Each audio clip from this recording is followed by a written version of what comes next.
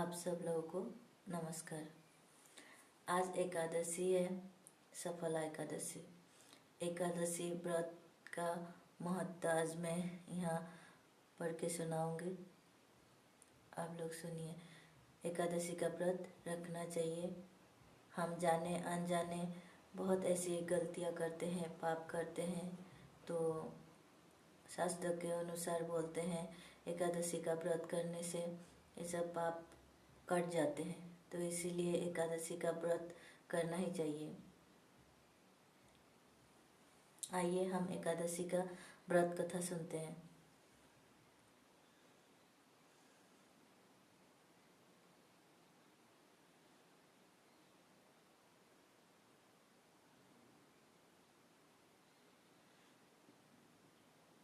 श्री नारद जी कहते हैं, नारद जी बोलते हैं, मिथिलेश्वर जब ज्ञान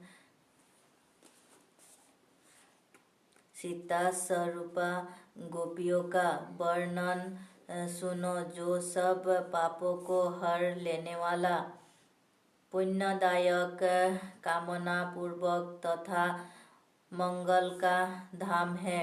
दक्षिण दिशा में उसीन नाम से प्रसिद्ध एक देश है, जहाँ एक समय 10 वर्ष तक इंद्र ने वर्षा नहीं की। उस देश में जो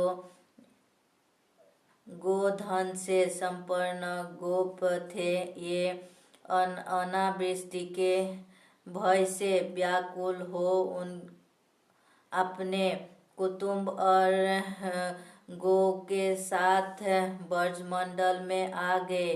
नरेश्वर नंदराज की सहायता से ये पवित्र वृंदावन में यमुना के सुंदर एवं सूक्ष्म तट पर वास करने लगे। भगवान श्री राम के वर से यज्ञ सीता स्वरूपा गोपांगनाएं उन्हीं के घरों में उत्पन्न हुए। उन सबके शरीर दिव्य थे तथा ये दिव्य यौवन से विभूषित थी। नृपेश्वर एक दिन ये सुंदर श्री कृष्ण का दर्शन करके मोहित हो गई और श्री कृष्ण की प्रसन्नता के लिए कोई व्रत पूछने के उत्साह से श्री राधा के पास गई। गोपिया बोले, दिव्य स्वरूपे कमल लोचने विषभानु नंदिनी श्री राधे, आप हमें श्री कृष्ण की प्रसन्नता के लिए कोई शुभ व्रत बताइए, जो देवताओं के लिए भी अत्यंत दुर्लभ हो।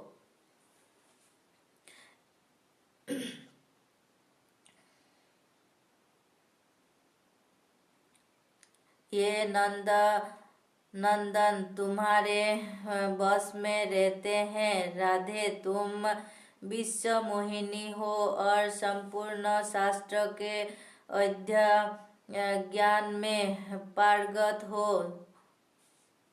श्री राधा ने कहा, प्यारी बहनों, श्री कृष्ण की प्रसन्नता के लिए तुम सब एकादशी का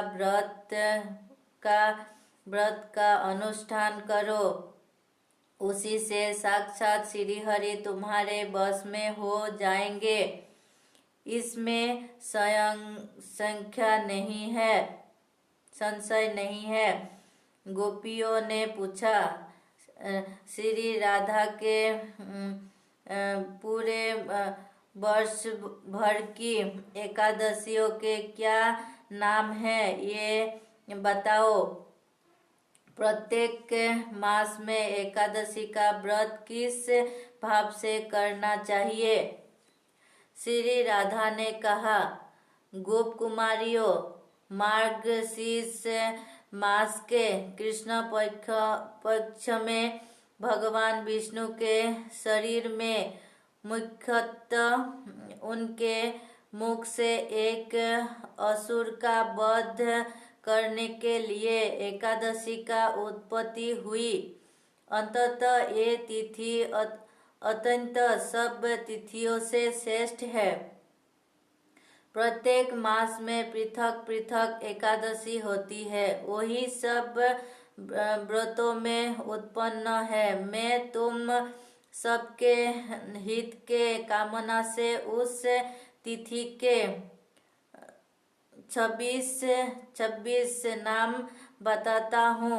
मार्गशीर्ष कृष्ण एकादशी में आरंभ करके कार्तिक शुक्ला एकादशी तक 24 एकादशी तिथियां होती है। उनके नाम क्रमश इस प्रकार है: उत्पन्ना एकादशी, मोक्षा एकादशी, सफला एकादशी, पुत्रदा एकादशी, षष्ठीला एकादशी, विजया एकादशी, आमलाकी एकादशी, पाप मोचनी एकादशी, कामदा एकादशी, बरुथिनी एकादशी, मोहिनी एकादशी, अपरा एकादशी, निर्जला एकादशी, योगिनी एकादशी, देवसायिनी एकादशी, कामिनी एकादशी, पवित्रता एकादशी, अजा एकादशी, पद्मा एकादशी, इंदिरा एकादशी, पापकुंसा एकादशी, रमा एकादशी तथा प्रबोधिनी एकादशी। 2 एकादशीय तिथियां मल मास की होती है। उन दोनों का नाम सर्वसप्तमप्रदा है। इस प्रकार जो एकादशी के 26 नामों का पाठ करता है वो भी वर्ष भर की द्वादशी एकादशी तिथियों के व्रत का फल पा लेता है। ब्रजांगनाओं, अब एकादशी व्रत के नियम सुनो। मनुष्य को चाहिए कि ये दशमी को एक ही समय भोजन करे और रात में जितेंद्रिय रहकर भूमि पर शयन करे। जल भी एक ही बार पिए।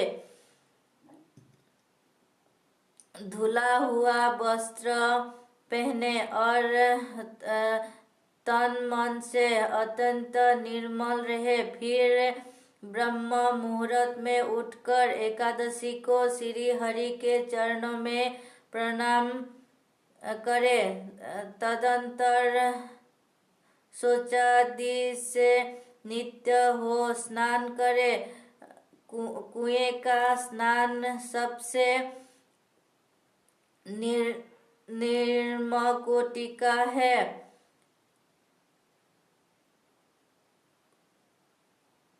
बाड़ी का स्नान मध्य कोटि का है। तालाब और पोखरे का स्नान उत्तम श्रेणी में गिना गया है और नदी का स्नान उससे भी उत्तम है। इस प्रकार स्नान करके व्रत करने वाला नरेश्वर क्रोध और लोभ का त्याग करके उस दिन नीचों और पाखंडियों मनुष्य से बात ना करे। जो असस्यवासी, ब्राह्मण निंदक, दुराचारी, अगम्य स्त्री के साथ समागम में रात रहने वाली, परधनहारी, पर स्त्रीगामी, दुर्वृत्त तथा मर्यादा का भंग करने वाले, ये उनसे भी व्रती मनुष्य बात ना करे। मंदिर में भगवान केशव का पूजन करके वहाँ नैवेद्य लगाए और भक्ति पूर्वक चिंता से दीपदान करे, ब्राह्मणों से कथा सुनकर उन्हें दक्षिणा दे, रात को जागरण करे और श्री कृष्ण संबंधी पदों का गान एवं कीर्तन करे। वैष्णव व्रत एकादशी का पालन करना हो तो दशमी को कांसे का पात्र, मांस, मसूर के दाल, कद्दू, चना, साग, शहद, पराया अन्न, दोबारा भोजन तथा मैथुन, इस 10 वस्तुओं का त्याग दे। जुए का खेल, निंदा, मद्यपान, दूध धावन, परनिंदा, चुगली, चोरी, हिंसा, रति, क्रोध और असत्य भाषा। एकादशी को इन 11 वस्तुओं का त्याग कर देना चाहिए। कांसे का पात्र, मांस, हाथ, तेल, मध्य भोजन, मिट्टी, साथी का चावल और मसूर आदि का द्वादशी को सेवन ना करे। इस विधि से उत्पन्न एकादशी व्रत का अनुष्ठान करे। गोपिया बोले, परम बुद्धिमती श्री राधा ने एकादशी व्रत का समय बताया, उसी से क्या फल होता है ये भी कहो, तथा एकादशी के महत्व का भी यथास्वरूप वर्णन करो। श्री राधा ने कहा, यदि दशमी पंचन घड़ी दंड तक देखी जाती हो तो वो एकादशी त्यज्य है। फिर तो द्वादशी को ही उपवास करना चाहिए। यदि पल भर भी द्वादशी में वेद प्राप्त हो तो ये संपूर्ण एकादशी तिथि त्याग देने योग्य है। ठीक उसी तरह जैसे मदिरा की एक बूंद भी पड़ जाए तो गंगा जल से भरा हुआ कलश त्याग हो जाता है, यदि एकादशी बढ़कर द्वादशी को दिन भी कुछ काल तक विद्यमान हो तो दूसरे दिन वाले एकादशी ही व्रत के योग्य है। पहली एकादशी को उन व्रत में उपवास नहीं करना चाहिए। ब्रजांगनाओं, अब मैं तुम्हें इस एकादशी व्रत का फल बता रहा हूँ, जिनके श्रवण मात्र से वाजपेय यज्ञ का फल मिलता है। जो 88,000 ब्राह्मणों को भोजन कराता है, उसको जिस फल की प्राप्ति होती है उसी को एकादशी का व्रत करने वाला मनुष्य उस व्रत के पालन मात्र से पा लेता है। जो समुद्र और वन सहित सारी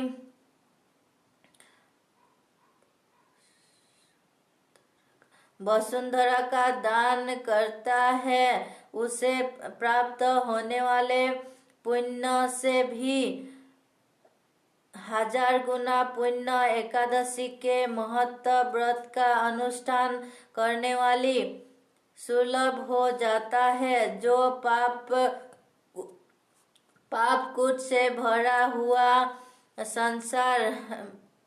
सागर में डूबे हैं उसके उद्धार के लिए एकादशी का व्रत ही सर्वोत्तम साधन है।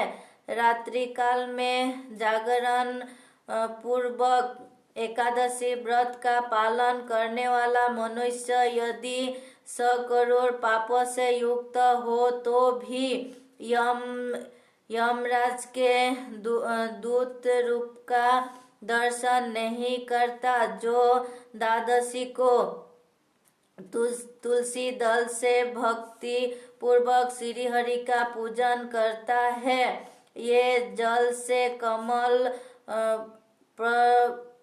प्रकृति भांति पाप से लिप्त नहीं होता। सहस्त्र अश्वमेध तथा सैकड़ों राजसीय यज्ञ भी एकादशी के उपवासी की 16वीं कला के बराबर नहीं हो सकते। एकादशी का व्रत करने वाला मनुष्य मातृकुल की 10, पितृकुल की 10 तथा पत्नी के कुल की 10 पीढ़ियों का उद्धार कर देता है। जैसे शुक्ल पक्ष की एकादशी है वैसे ही कृष्ण पक्ष की भी है। दोनों का समान फल है। दुधारू गाय जैसी सफेद वैसे काली, दोनों का दूध एक सा ही होती है। गोपियों, मेरु और मंदचल के बराबर बड़े बड़े 100 जन्मों के पाप एक और एक ही एकादशी का व्रत दूसरी ओर हो तो उन पर्वत पर पापों का उसी प्रकार जलाकर भस्म कर देती है जैसे आग की चिंगारी रूप के ढेर को दुग्ध कर देती है।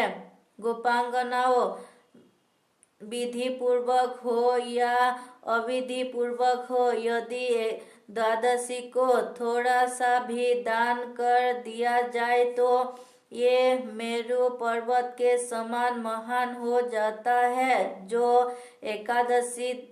एकादशी के दिन भगवान विष्णु की कथा सुनता है, ये 7 दीपों से युक्त पृथ्वी के दान का फल पाता है। यदि मनुष्य शंख द्वारा तीर्थ स्नान करते गदाधर देव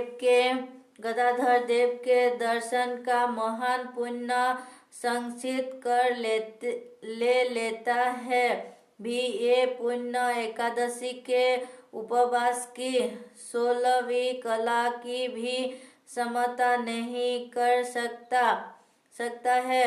प्रभाव कुरुक्षेत्र, केदार,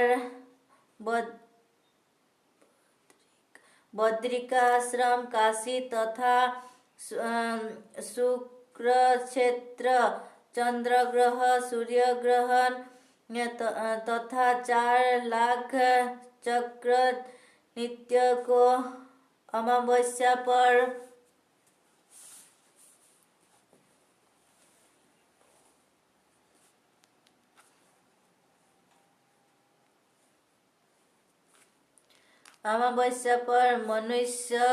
मनुष्य द्वारा जो दान दिया गया हो ये भी एकादशी के उपवास की 16वीं कला के बराबर नहीं है। गोपियों, जैसे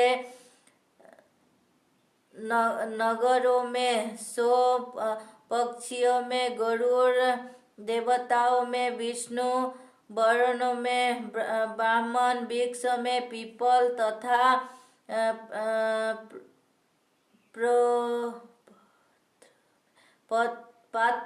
पत्र में तुलसी दल सबसे श्रेष्ठ है, उसी प्रकार व्रत में एकादशी तिथि सर्वोत्तम है। जो मनुष्य 10 1000 वर्ष तक घोर तपस्या करता है, उसके समान भी फल ये मनुष्य भी पा लेता है। जो एकादशी व्रत का कला है,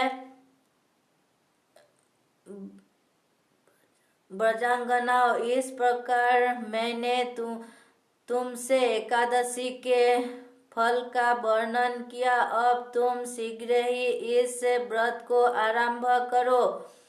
बताओ अब और क्या सुनना चाहते हो। यह है एकादशी व्रत कथा। इसीलिए एकादशी व्रत, सारे व्रत हम जो जो व्रत रखते हैं, जैसे जन्माष्टमी में व्रत रखते हैं, जैसे पूजा सूजा होती है, नवरात्रि में व्रत रखते हैं, बहुत सारे व्रत रखते हैं। सर्वश्रेष्ठ व्रत हो गए एकादशी व्रत। इसीलिए हम देखिए हर महीने 2 व्रत होती है, वो तो रख ही सकते हैं। साल में 24 व्रत होती है, साल में होती है, एक साल में, तो महीने में 2 एकादशी का व्रत रख ही सकते हैं। तो कृपया आप लोग भी रखिए। राधे राधे।